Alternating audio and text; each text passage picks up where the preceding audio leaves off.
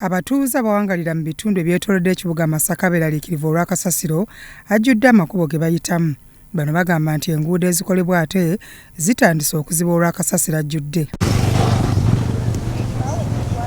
Bongeddeko nti ekisinze okuleeta obuzibu ze ssente ezibaggyibwako buli mwezi eziri wakati w'5,000 n'okudda waggulu okusinziira ku bungi bwa kasasiro.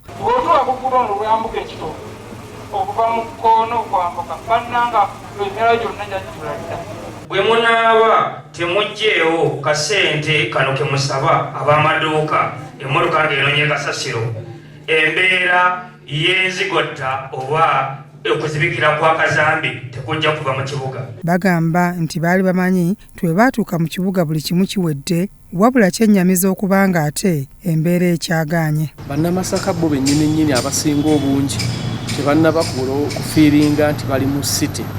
Bakyalina endowooza yaabwe eri ey'edda ey'okulowooza nti bw'omala okuwaata ebiwata by'amatooke, bw'omala okufumba emmere ebisaaniko ebivudde mu kiyungu, osuula awo ebweru ku lubalaza. Kansala ku divisioni y'Ennyendo Mukungwe Nnaalongo Nakkazi Joel yagamba nti abantu balina kusooka kusomesebwa olw'ensonga nti abamu bava mu bitundu eby'omu kyalo ng'ate n'akasente ke babaggyako nako kakaluba gye bali.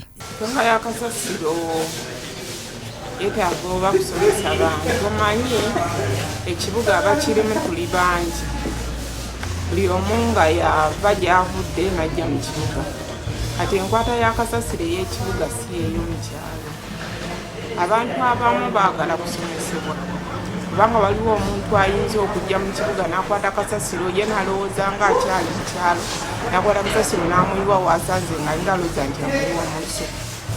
Kati nze kyeva ndowooza nti oba abamu beetaagamu emisomo okubalagirira enkwata y'akasasiro w'omu kibuga n'omu kyalo. Ye mmeeya w'edivisioni ya Nnyendo Mukungwe Mulindwa Nnaku Musana ategeezezza nti obuzibu bwe bakyayina be bantu abakasuka kasasiro mu myala. Kasasiro mumuyiwa mu myala mulinda kuba mutonya n'ovira n'oyagala ofune transport w'obwereere ye mukoka n'omutikka ekikudiya bw'agenda kikulukusa kikolya mu mukutu bwe kizibikira ebizibu era kidira mmwe amaduuka nga gajjula amazzi nsabwe muleke kuntunuulira n'olukiiko lwange ekifa ekizibu ku byakasasiro nammwe mweyita ekizibu tusalemu amagezi. Abaakwasibwa omulimu ogw'okukungaanya kasasiro mu bantu boogedde nti waliwo ebitundu bye batalina kulongoosaamu naye nga awaabakwasibwa bakola kyonna ekisoboka okulaba nga batereeza. Kusalawo kutya nga buli bifo ebimu olukiba ku bantu aba batagala kuleeta kasasiro mufa bamutwala. Naye tulwanye era sofa nga yomulaba Masaka we yali ne kati waali tulwanye okulaba kumalawo obukyafu.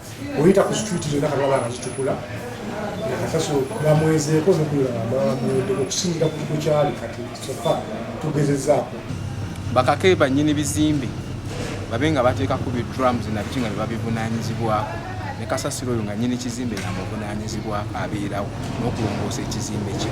Watalie kubawa baakibaze nti nga bwakyera n'ekyokubiri nti bwe bibaawo ebiduramu nga nnyini kizimbe yakivunaanyizibwako ajja kusobola bulungi nnyo okulaba nti ekizimbe tekiyonjo n'abagunde be nga bapangisa bababeerako nga basobola okuba nga balina bateeka kasasiro.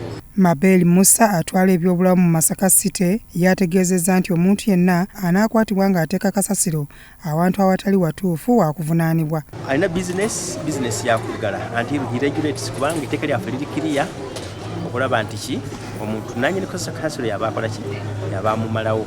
Then ekirala kansolo yasembayo yali komendinga tubeere nga tuprochualinga abalina obukugu ndowooza mubanga etali lyawala ennyo kansi egenda kwekwatamu ensonga. Byamukisa Ronald, Crossroads TV, Omunnyo.